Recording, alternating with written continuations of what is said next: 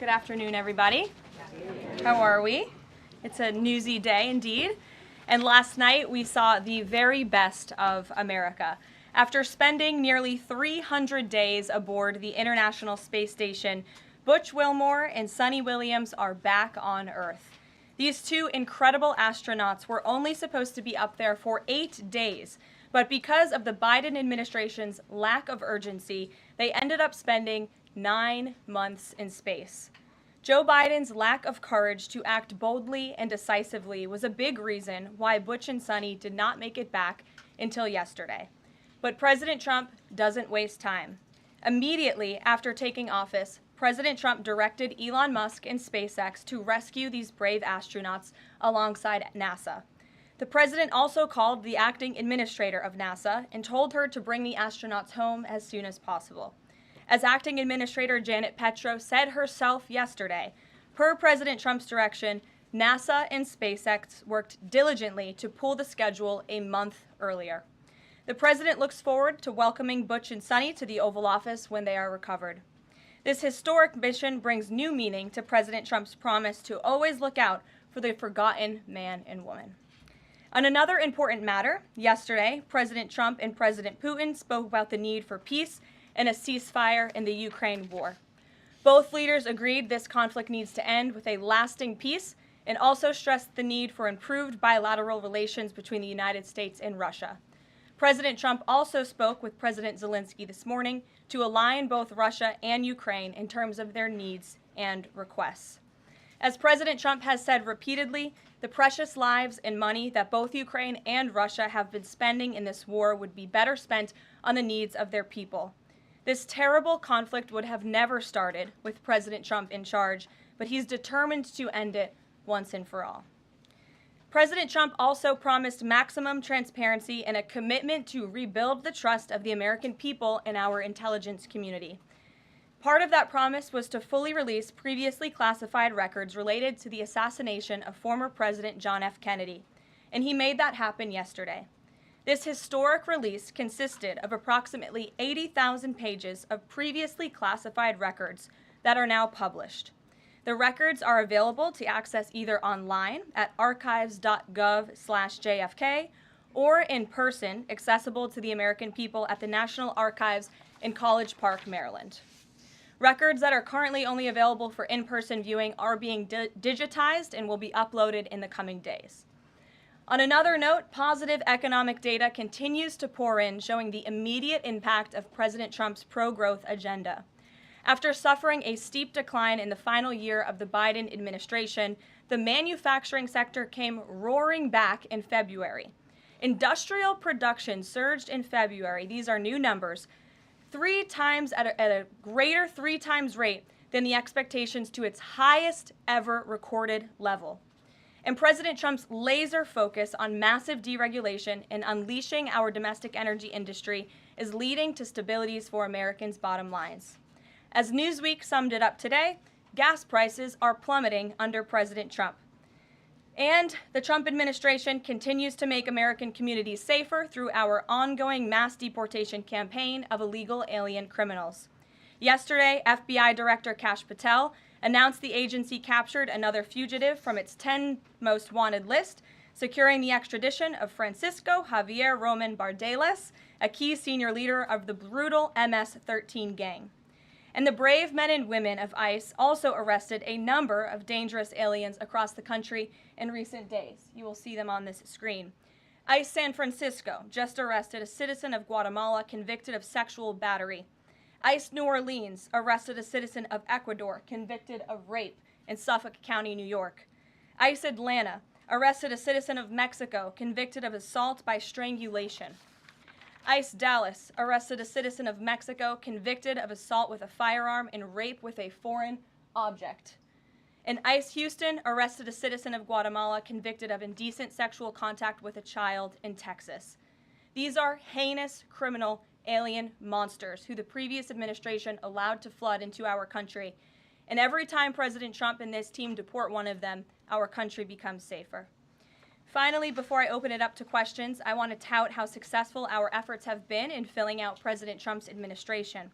There have been a record number of 281 Senate confirmed nominations already, with another 280 in process. Here at the White House, OPM and GSA, we have filled 100% of the total number of slots. And this is a record number of placements in the first 58 days of any administration, and a testament to the caliber and the sheer quantity of talented people who want to work for President Trump to make America great again. Here in our new media seat today, we have Katie Pavlich.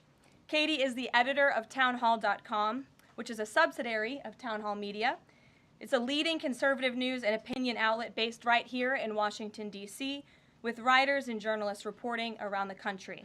Last year, Town Hall Media had 60 million unique users and 1.4 billion page views, with a broad reach on a number of social media platforms. With that, Katie, please kick us off. Thank you, Caroline. Really appreciate it. Sure. Thank you.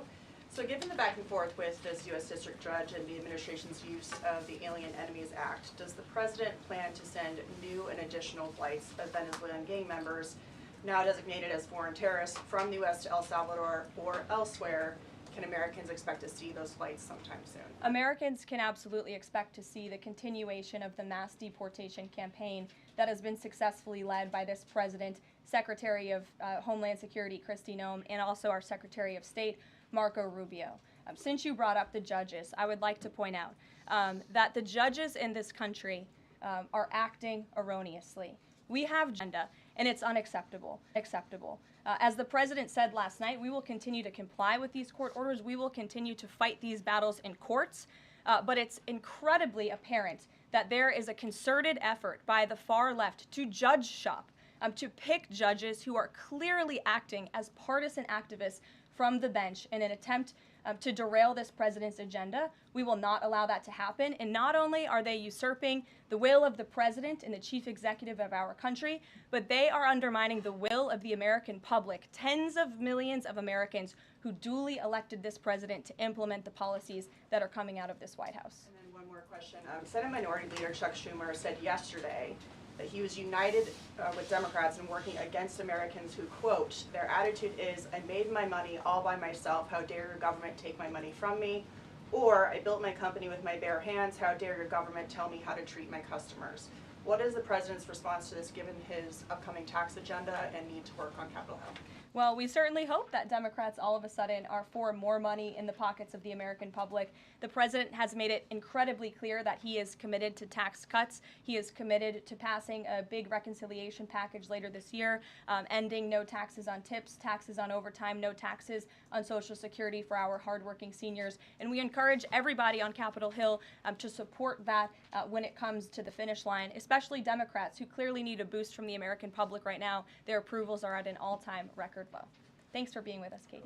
Garrett. I have one other question, but I want to follow up on Katie's question. Actually, you said the mass deportation campaign would continue, but she asked about the flights specifically. Will those flights to El Salvador continue while this case is being appealed? We don't have any flights planned specifically, but we will continue with the mass deportations. And I would just like to point out that the judge in this case is essentially trying to say that the president doesn't have the executive authority to deport foreign terrorists from our American soil. That is an egregious abuse of the bench. This judge does not have that authority. It is the opinion of this White House and of this administration, and that's why we're fighting this in court. And it's very, very clear that this is an activist judge who is trying to usurp the president's authority. Under the Alien Enemies Act, the president has this power, and that's why this deportation campaign has continued. And this judge, Judge Boasberg, is a Democrat activist. He was appointed by Barack Obama. His wife has donated more than $10,000 to Democrats, and he has consistently shown his disdain for this president and his policies, and it's unacceptable. You took me right where I wanted to go about the idea that these people are all foreign terrorists, but Judge Boasberg was originally appointed by George W. Bush and then elevated by Barack Obama. I just feel like I should clear that up. Well, let me just say something to that effect, Garrett. 67% of all of the injunctions in this century have come against which president? Donald J. Trump. Let me say that again. 60% of the injunctions by partisan activists in the judicial branch have come against President Donald Trump, and 92% of those have been from Democrat-appointed judges. This is a clear, concerted effort by leftists who don't like this president and are trying to impose or slow down his agenda. So, given that, do you think it's a good use of Congress's time and the president's political capital to try to impeach and remove a federal judge, which would take 67 votes you're unlikely to get in the Senate? Well, look, the president has made it clear that he believes this judge in this case should be impeached, and he has also made it clear that he has great respect for the Chief Justice John Roberts, and it's incumbent upon the Supreme Court to rein in these activist judges. These partisan activists are undermining the judicial branch by doing so. We have co-equal branches of government for a reason, and the president feels very strongly about that. Jackie. Thanks, Carol. What options does the president have to, he says he's going to follow court orders. He wouldn't defy a court order, but he's raised these concerns about these judges acting in such a partisan way. What option does he have to ensure that his agenda continues to move forward while this is ongoing and the judges appear to be trying to just block and delay and impede? Well, you're right. They are trying to block, delay, and impede. This is lawfare. The president is no stranger to it. He faced it in his campaign, and this is a continuation of the lawfare that President Trump faced as a candidate, and he's now unfortunately facing as a president. Clearly, these partisan activists in the judicial branch didn't get the memo on November 5th when the American people overwhelmingly re-elected this president to continue with mass deportations. So White House counsel and the Department of Justice are working on this. They're appealing these cases, and we will continue to use the full weight of the White House counsel's office and the president's team of lawyers to fight this in court, because we know we will win, even if we have to go all the way to the Supreme Court. One more on TDA. Andy McCarthy said in an interview with Hugh Hewitt, he certainly agrees with what the president is trying to do with the Alien Enemies Act, but he's not sure that the law is completely on his side. He cites some previous Supreme Court rulings dealing with enemy combatants in wartime, says that even they have a right to challenge their detention in court. He raised concern also that while TDA has been designated as a terrorist organization, these individuals hadn't been prosecuted for terrorism. So my question is, will the president ask Congress potentially to declare war on these cartels for the invasion that he's talked about so that he's on stronger legal footing? Well, we absolutely disagree with the legal opinion of the individual that you mentioned. We would not have moved forward with this if we didn't believe the president. This was within the president's executive authority to continue with this mass deportation effort under the authority provided to him under the Alien Enemies Act. And when you read the act, as I did last time at the podium, a predatory incursion is absolutely what has happened with Tren de Aragua. They have been sent here by the hostile Maduro regime in Venezuela, and the president, immediately upon taking office, designated TDA as a foreign terrorist organization. And under this act, it is within the president's authority to deport these terrorists. And anybody trying to defend these terrorists who have now been sent off of American soil should talk to the families of the individuals who these heinous monsters have killed and have raped. If you talk to those families, they are so heartened by the president's decision to take tough action and to use his executive authority, something that no other president has been willing to do, because President Trump does what he says he's going to do, and he is deporting these foreign terrorists from American soil to secure our homeland, and he's within his rights to do that. Very quickly Jennifer. Very quickly on Tesla, there's a website that's trying to dox Tesla owners across the country and saying they're only going to take down personal information when people show that they've sold their cars. What's the administration going to do about that? I haven't seen that website, but we certainly think it's despicable, the violence that has taken place against Tesla, the company, its employees, and also just Americans who have chosen to drive an electric vehicle. Many of them are Democrats, by the way.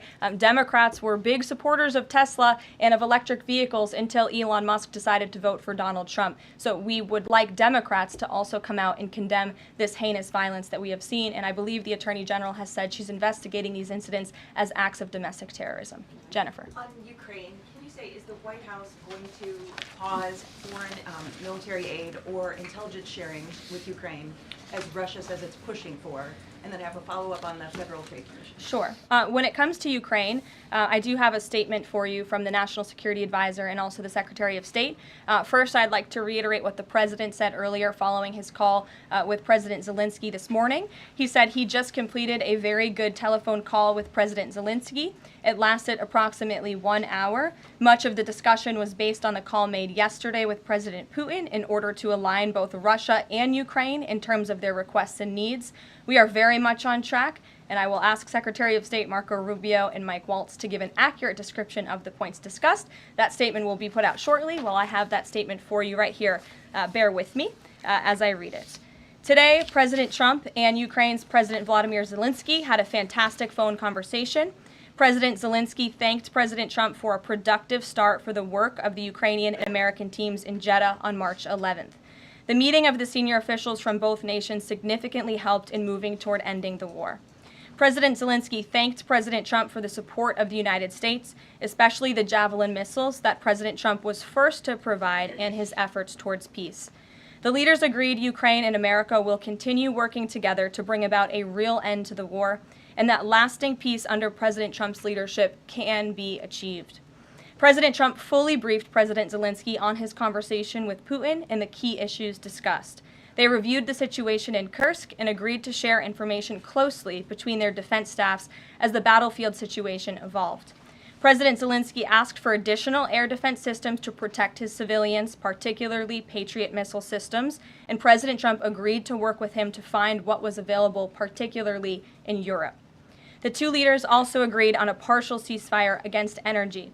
Technical teams will meet in Saudi Arabia in the coming days to discuss broadening the ceasefire to the Black Sea on the way to a full ceasefire. They agreed this could be the first step toward the full end of the war and ensuring security.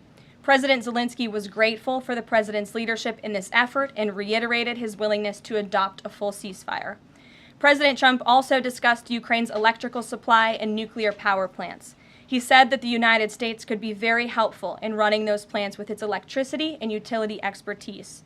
American ownership of those plants would be the best protection for that infrastructure and support for Ukrainian energy infrastructure. President Zelensky also thanked President Trump for continuing to push humanitarian concerns, including the exchange of prisoners of war. He noted they had just had a successful exchange and thanked the president for his leadership on that.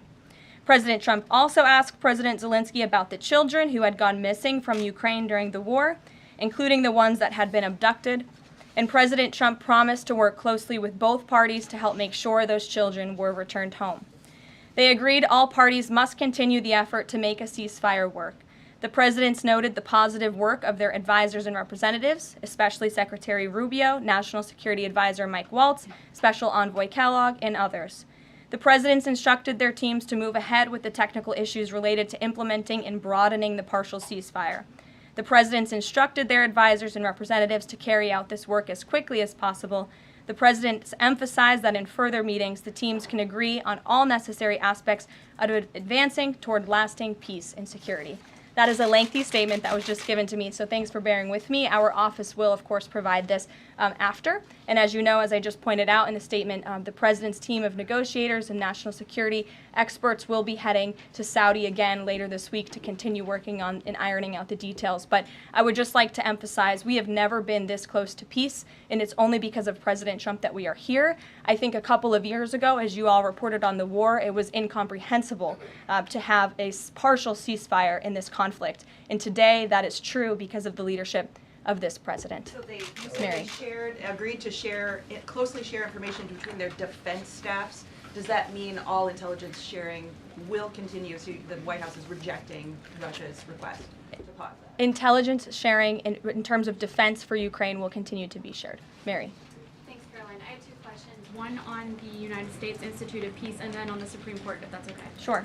So on the United States Institute of Peace, this is a little bit wild. I understand the old president refused to leave after he was removed from his position. He barricaded himself in his offices, had to be escorted out by police, left the building without Wi-Fi, telephones, elevators, and more, and is now telling media that Doge broke in and illegally removed him.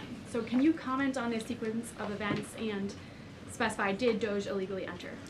I'm really glad you brought this up, Mary. We were made aware of this story by individuals at Doge, at Elon Musk's team, and also at the State Department who were unable to access this building.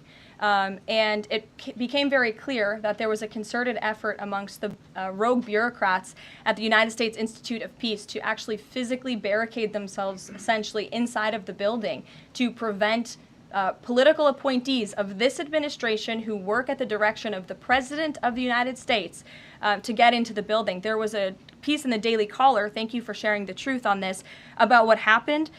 Staff contacted the MPD in an attempt to prevent DOJ personnel from entering. They barricaded the doors. They also disabled telephone lines, internet connections, and other IT infrastructure within the building. They distributed flyers internally, encouraging each other to basically prevent these individuals from accessing the building. I use this to say this is what DOJ and this administration is facing. It's a resistance from bureaucrats who don't want to see change in this city. President Trump was elected on an overwhelming mandate to seek change and implement change, and this is unacceptable behavior. Thank you. And just really quick on the Supreme Court. I know it's been almost 3 years now since the leak of the draft Dobbs opinion to Politico, actually.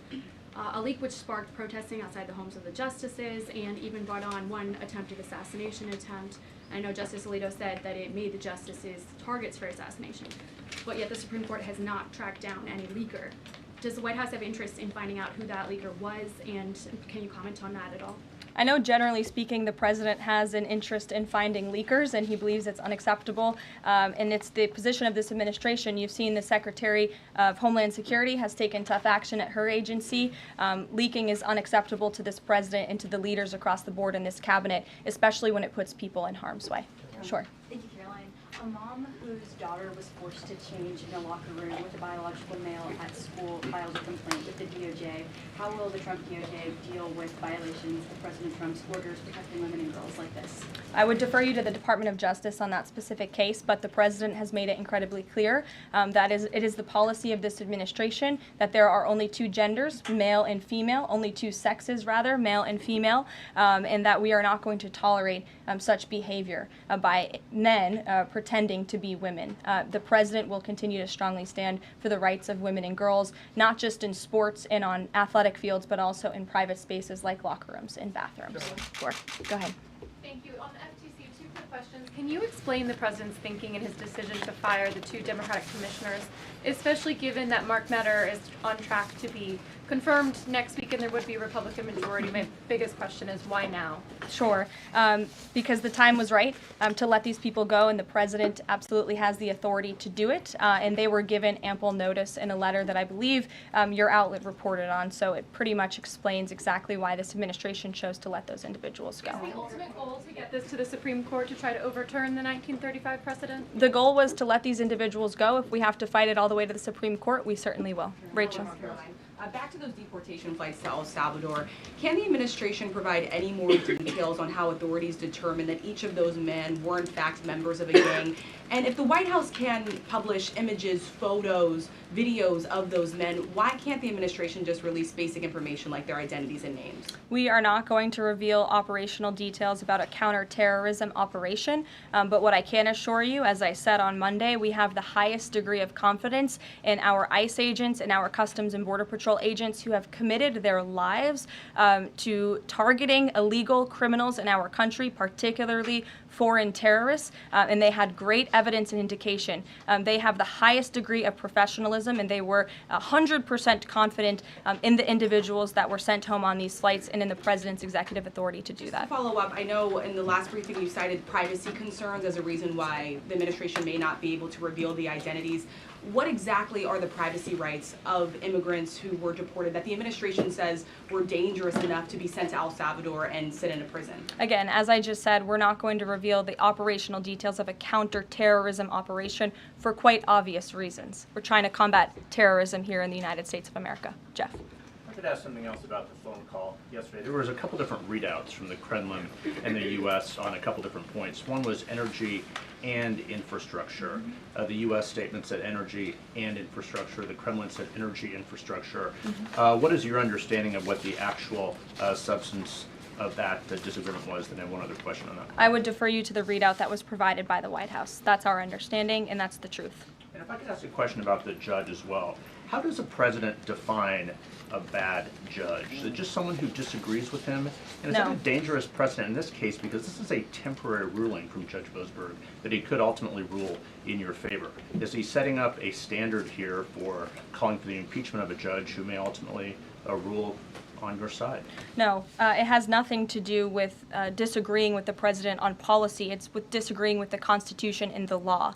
And it's trying to usurp the authority of the executive branch of this country. It's having baseless reasoning for these injunctions. And it's a clear effort by these judges to slow roll this president's agenda. And if you just look at the injunctions that this president has faced, deporting foreign terrorists from our homeland, hiring and firing of executive branch of employees, which when the president is the executive of the executive branch. You also see an injunction by a partisan activist judge when it comes to the Secretary of Defense trying to determine the readiness of our troops and the qualifications of our troops in our armed forces. Does a single district court judge really have more authority over the Commander-in-Chief and the Secretary of Defense to determine who should serve in our United States Armed Forces? Absolutely not. Anyone who has taken a basic civics lesson can understand that, and it's ridiculous lawfare that we are witnessing. The president said he supports.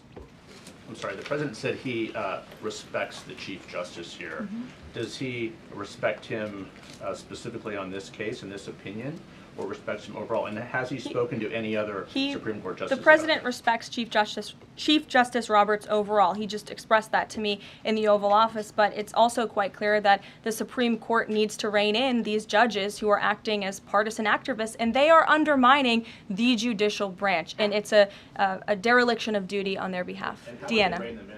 Deanna, go ahead. Thank you so much, Caroline. On the call with Zelensky, did they discuss the minerals deal at all? Is that back on the table, and what do the Ukrainians have to do to get that back on the table? And then one on the Russia call as well. Again, I just provided a very lengthy readout of the call that was provided by the Secretary of State and the National Security Advisor. And now we have moved beyond the economic minerals deal. We are at a place of peace. We're at a partial ceasefire, and we're moving towards a full ceasefire and a long-standing peace in this conflict. And that's great news for the American public. The Kremlin readout mentioned that Trump and Putin spoke about potential U.S.-Russia hockey games. And the Kremlin readout also said that Russia wanted the U.S. to stop U.S. intelligence and U.S. funding to Ukraine. The president has said that that conversation did not happen. Just wondering if you can get us any more clarity on that. And also, again, if it's energy infrastructure or if it's energy and infrastructure, because I think there is a big difference between that. Again, as for the readouts of the call, I would defer you to ours. And when it comes to the topic of hockey, it did come up. However, we're more interested in securing a peace deal than scheduling hockey games right now. Sean. Hey, about the deportation flight. So was it the president himself who directed the planes to stay in the air after the judge ordered them to turn back? The president signed invoked the Aliens Enemies Act with a proclamation, which then directed the Department of Homeland Security and the Department of State to move forward with the plan of action. And as I said yesterday, all of the planes that were subject to the judge's written order took off before the order was submitted in court. I was asked and answered that question multiple times yesterday. Kate, go ahead.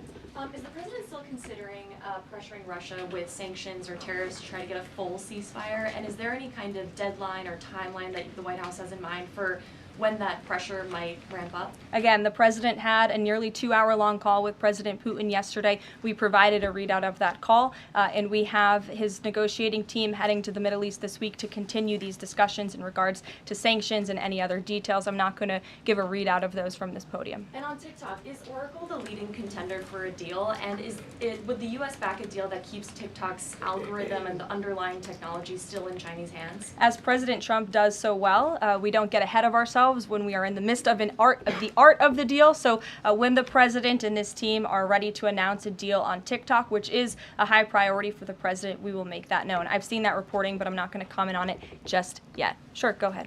Thank you, Press Secretary Leavitt. Some prominent Trump supporters have been making the case that Derek Chauvin deserves a pardon. They argue that he did not receive a fair trial. Joe Biden and other Democrats actually implied that he was guilty while the trial was going on. BLM rioters had these jurors under immense threat and pressure. Mainstream media, frankly, many news outlets here today are complicit here. They chose to ignore the autopsy report. They chose to ignore the full body camera footage. They decided to slander Derek Chauvin as a racist cop instead.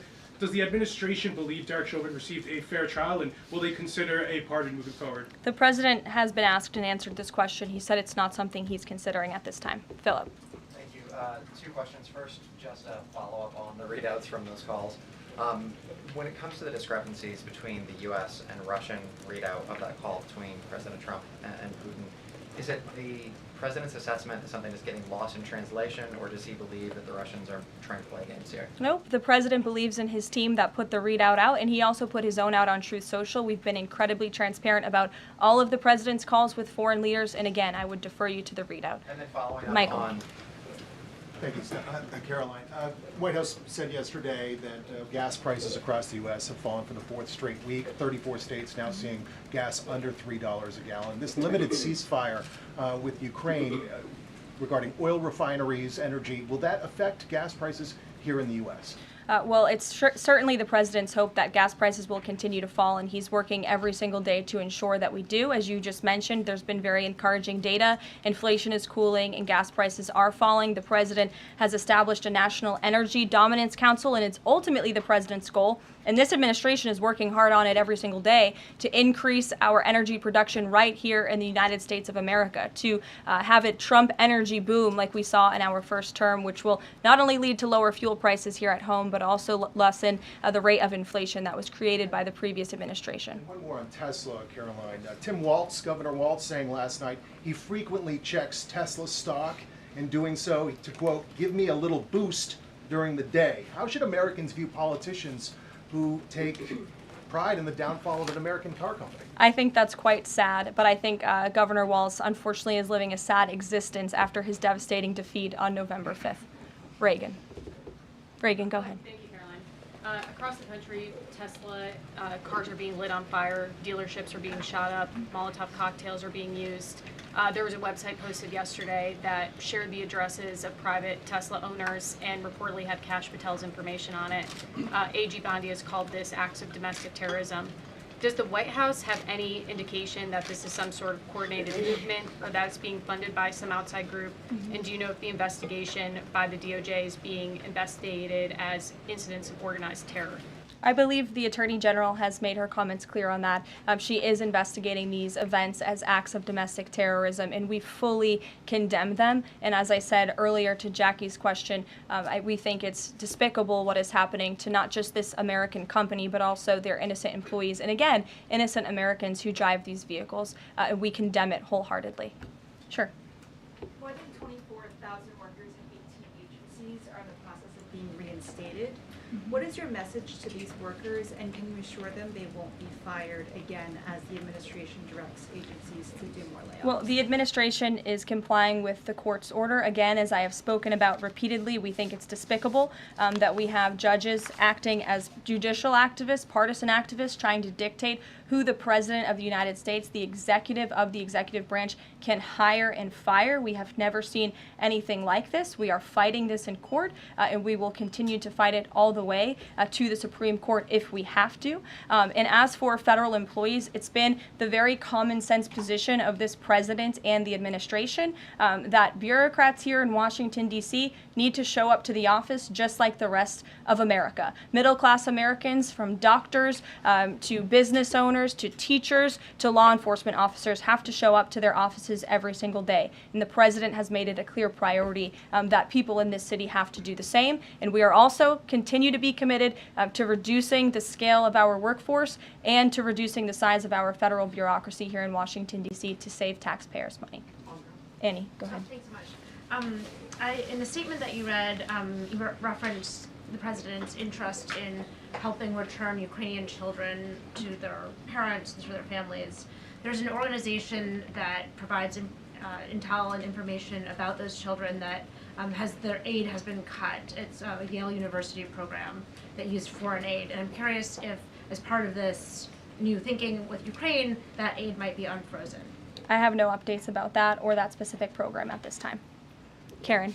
Thanks, Caroline. Just to follow up on your answer to the question on the minerals deal, you said that the White House has moved beyond the minerals deal. What does that mean? Is that no longer on Nope. the table? Nope. It means the minerals deal was that first set of framework that you all saw in that very public meeting with President Zelensky and President Trump in the Oval Office. We are now focused on a long-term peace agreement. As you know, on that deal, or that meeting between President Zelensky and President Trump, the Ukrainian president at the time wasn't talking about a greater peace deal. We are now at that place where we are talking about that. So we've moved beyond just the economic minerals deal framework, and we're looking at a lasting ceasefire. Right now we're at a partial ceasefire, but again, the president is sending his highly skilled, intelligent, and experienced team to Saudi Arabia later this week to continue fighting for peace in this conflict. And I would just reiterate one more time, we have never been closer to peace than we are today.